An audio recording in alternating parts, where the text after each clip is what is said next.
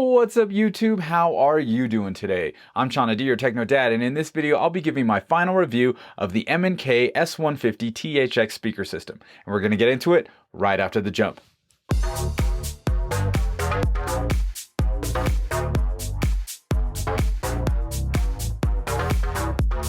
And I'm back. Now, first things first, I want to thank M&K for sending the speaker system in for review, and I gotta tell you guys, I have been enjoying this system immensely.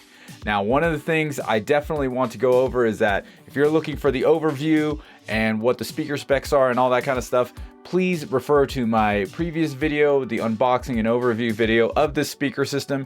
The link is down in the description, and I'll put a card up top as well. This specific system includes 3 S150s for left, center, right, or LCRs as they're called, and 2 S150T tripole surround speakers, along with the X10 subwoofer. Now, if you've seen the other video, you know that I said if I was building a dedicated home theater or had a room where it was just nothing but home theater and watching movies, I would hands down put in these M&Ks and forget about it. It's like set it and forget it. Remember that Ron Popeil guy? Yeah, that's what I'm talking about. Set it and forget it. Like, this would be the last speaker system I would need for a home theater, and that's just the way it goes. Now, I know in the last video I sang its praises just like I just did just a second ago, so why don't we get into what I didn't like about this speaker system. It was hard for me to find fault with this speaker system, but using it day to day, I did come across a couple of issues. First, and like the biggest issue, was the center channel was not on the same plane as the main speakers, the left and rights, because, well, my TV's sitting there. And when I kind of bumped it out onto a center channel stand, what it does is it kind of blocks the IR signals going to the TV and a couple other components, you know, from different angles in my living room. If I'm over at the dining table, it was hard to control the Xbox or the Apple TV. And on the further right-hand side of the room, it was harder to control the AVR as the IR signals were being blocked. Now, one thing that was blocked the entire time was the access to my E6 OLED, and every time we tried to turn it off, it would just stay on. So that was very annoying for my wife and myself, and that would probably be the biggest issue with having this in my living room. Now, my solution to this was to just remove the center channel and turn it off in the Denon speaker config and ran it with a phantom center.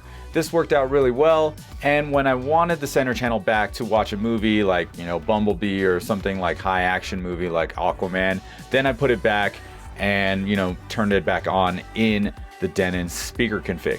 Now, the second biggest issue with the speaker system day to day in a living room situation is that it's just too good.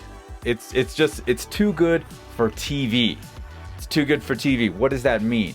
Well, a lot of the TV shows and certain TV channels are mixed for people that are watching on TV speakers and not something to the level of this M&K THX system. So what does that mean? That means I was getting a lot of sibilance and really high harshness in vocals on certain TV shows and certain channels altogether.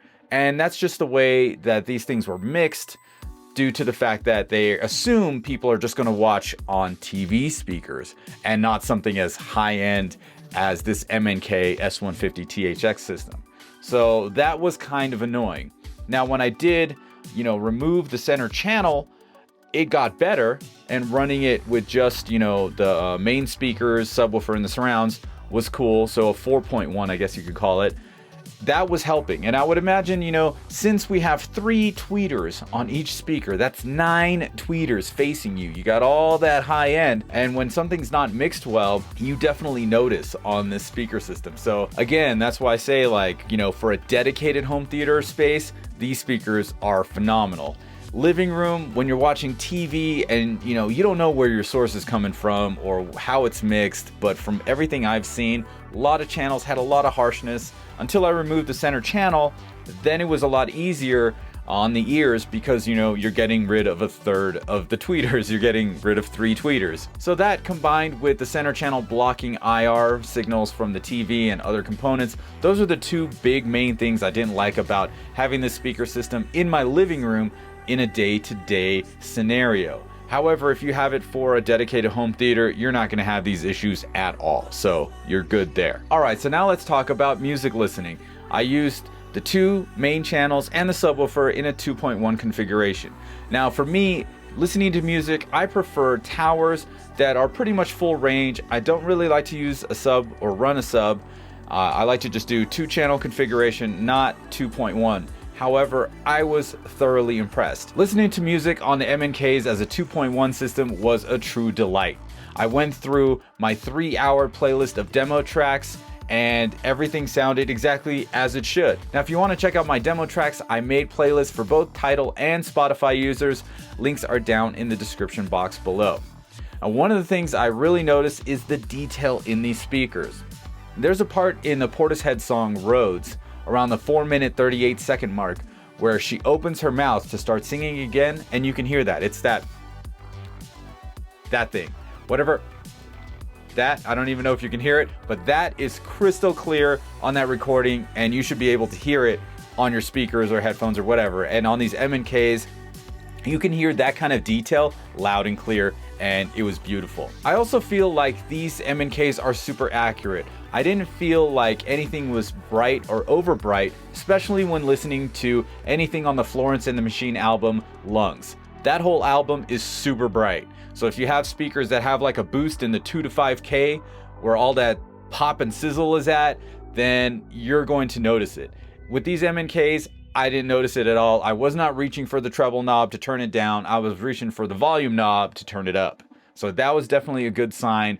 And it just shows that, you know, these speakers are used in mixing and mastering studios around the world for both music and movies. And there's no wonder why. Like, these things are accurate. These things are fantastic. Truth be told, I will be missing this speaker system. Even though for TV, it was a little much because the TV mixing isn't that great.